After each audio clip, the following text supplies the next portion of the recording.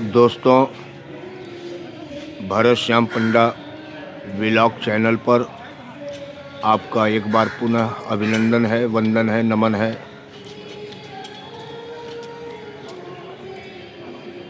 भरत श्याम पंडा vlog का ये दूसरा वीडियो तड़ियन मंदिर से ही है।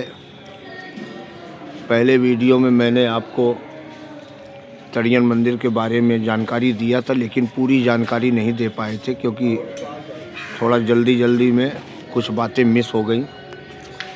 तो मैं बातें आज आपको बताना चाहता हूं कि इस मंदिर में कभी भी आइए। ये ब्रह्मदेव बाबा का मंदिर जहां भाई साहब बैठे हुए हैं, यहीं पर कहीं चप्पल अपना उतार दीजिए या जहां मैं बैठा हूं इस जगह पर उतार दीजिए। ये बैठक का चबूतरा बना हुआ है, इस पे आप यहाँ नीचे चप्पल उतार के आप बैठ सकते हैं। पूजा पाठ करिए, दर्शन पूजा करिए।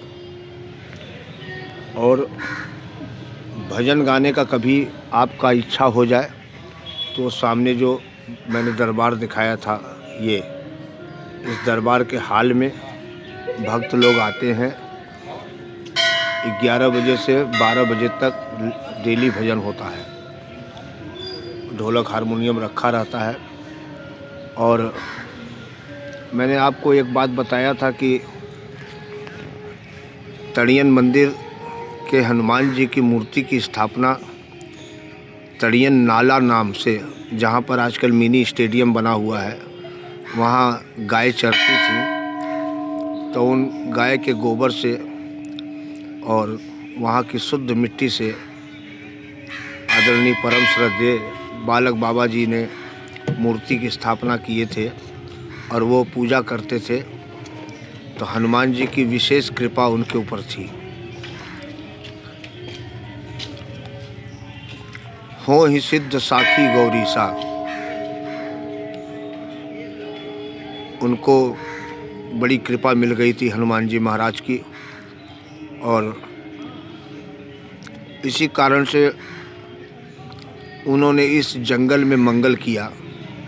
ये मंदिर बिल्कुल जंगल के बीच में था। शाम को 5 बजे के बाद कोई यहाँ आता नहीं था।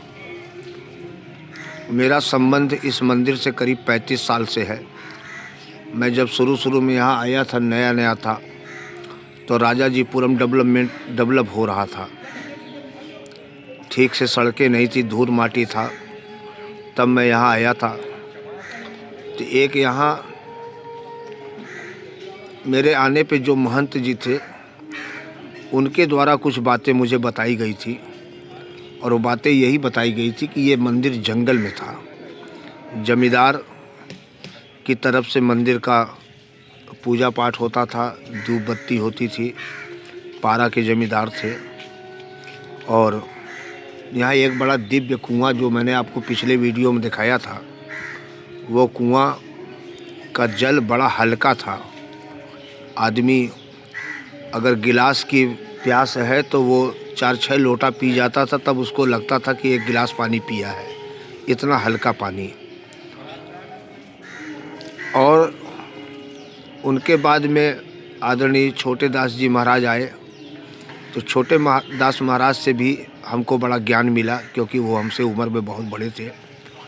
उन्होंने ही हमको ये कनकोर वृक्ष जो है आप देख रहे हैं सामने, मैंने पिछले वीडियो में बताया है, इसके बारे में उन्होंने बताया था। तो मैंने पिछले वीडियो में आपको ये नहीं बताया कि इसका फल गुणकारी तो है, लेकिन बहुत ही जहरीला है। इसको खुले आकाश में आप पकाएंगे, इसकी बदबू बहुत होती है। घर के अंदर मत पकाइएगा।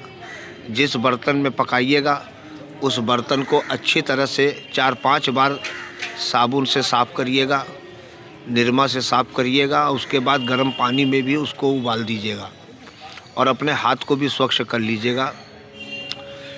और तेल को इतना पकाना है कि इसका फल आधा किलो तेल में 10 फल रहे और वो एकदम जल के कोयला हो जाए। तब उस तेल को छान लीजिए। अगर किसी का चर्म रोग नहीं ठीक हो रहा है, वहाँ लगा देंगे तो शीशे की तरह चमड़ी जो है चमकने लगेगा, ठीक हो जाएगा। ये नया दिव्य दरबार भगवान भोलेनाथ हैं, राम जी हैं। और यहाँ पर भक्तों ने 12 लिंग की स्थापना भी किए हैं। भक्त आते हैं, दर्शन पूजा करते हैं, अपनी मन्नत को मानते हैं। देखिए दर्शन पूजा तैयारी हो गई। यहाँ शनिवार मंगलवार को बहुत भीड़ होती है। शनिवार मंगलवार को अगर आप एक बार लाइन में लग जाएंगे तो कम से कम 1.5 घंटे बाद आपको दर्शन मिलेगा। इतनी बड़ी लाइन लगती है। पूरे राजाजीपुरम के भक्त भगवान हनुमान जी महाराज का दर्शन करने आते हैं।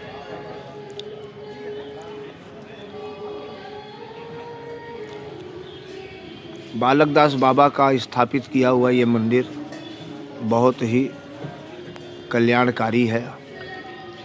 भक्तों ने जो कुछ मांगा सब कुछ यहाँ से मिला है और हमको भी मिला है। हमने भी मांगा था, मांगा तो मिला। और आज उन्हीं की कृपा से आपके बीच में मैं बैठ करके आपके लिए ये वीडियो बना रहा हूँ।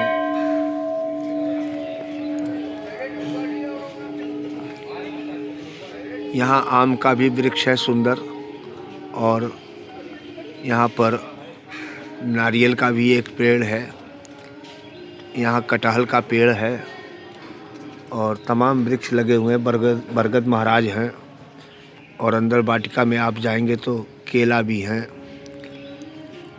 तमाम वृक्ष लगा रखा है महाराज जी ने। जामुन का भी पेड़ है। यहाँ पीपल भी है। ये देखिए पीपल है, ब्रह्मदेव हैं जहाँ पर लोग पूजा करते हैं, परिक्रमा करते हैं। ये सेकंड पार्ट तड़ियन मंदिर का मैं आपके बीच में रख रहा हूँ, इसी आशा से कि आपको पूरी जानकारी हो जाए। ई ब्लॉक मार्केट में तड़ियन मंदिर जल निगम के बगल में किसी से भी आप पूछ लेंगे तो आप यहाँ दर्शन करने आ सकते हैं। इसी प्रांगण में जहाँ ये खाली मैदान दिख रहा है, इस मैदान में सुंदर सुंदर कथाएं होती हैं। बड़े बड़े व्यास आते हैं। और 25 साल पहले मेरे गुरुजी आए थे यहाँ कथा कहने। उस समय यहाँ के लोगों ने बड़ा मन से, बड़े भाव से उनकी कथा का श्रवण किए थे। उसमें मैं भी शामिल था और उसी कथा के बाद मेरा भी हृदय परिवर्तित हो गया। मैंने भी भगवान की तरफ अपना मुख मोड़ लिया। भगवान के ही तरफ हमारा दिल दिमाग लग गया। संसार में कुछ है नहीं, संसार असार है। जग असार में सार रसना हरि हरि बोल।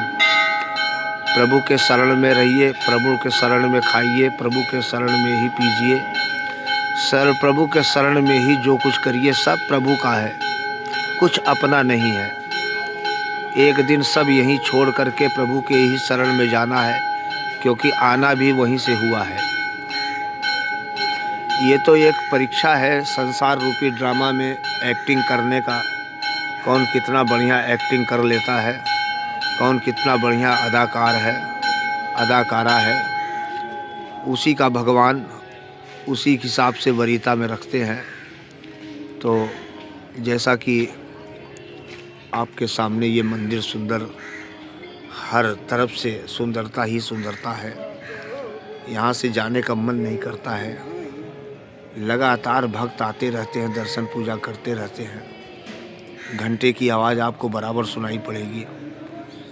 तो आइए आज ये इस वीडियो के बाद में मैं आपको ले चलता हूँ टिकैतराव तालाब, और वहाँ बना हुआ है बड़ा प्राचीन मंदिर, राम जानकी मंदिर। अद्भुत कलाकृतियों का मंदिर है और वहाँ पर हम आपको ले चलेंगे, वहाँ भी दर्शन कराएंगे। वहाँ के इतिहास के बारे में मुझे जानकारी तो ज़्यादा नहीं है, लेकिन मैं वहाँ पहुँचूँगा तो वहाँ भी साधु संत लोग हैं, महात्मा लोग हैं, उनसे जानकारी करके मैं आपसे शेयर करूँगा। आज के लिए इतना ही। जय बजरंग, जय बजरंग, जय बजरंग। बोलो बजरंगबली महाराज की जय।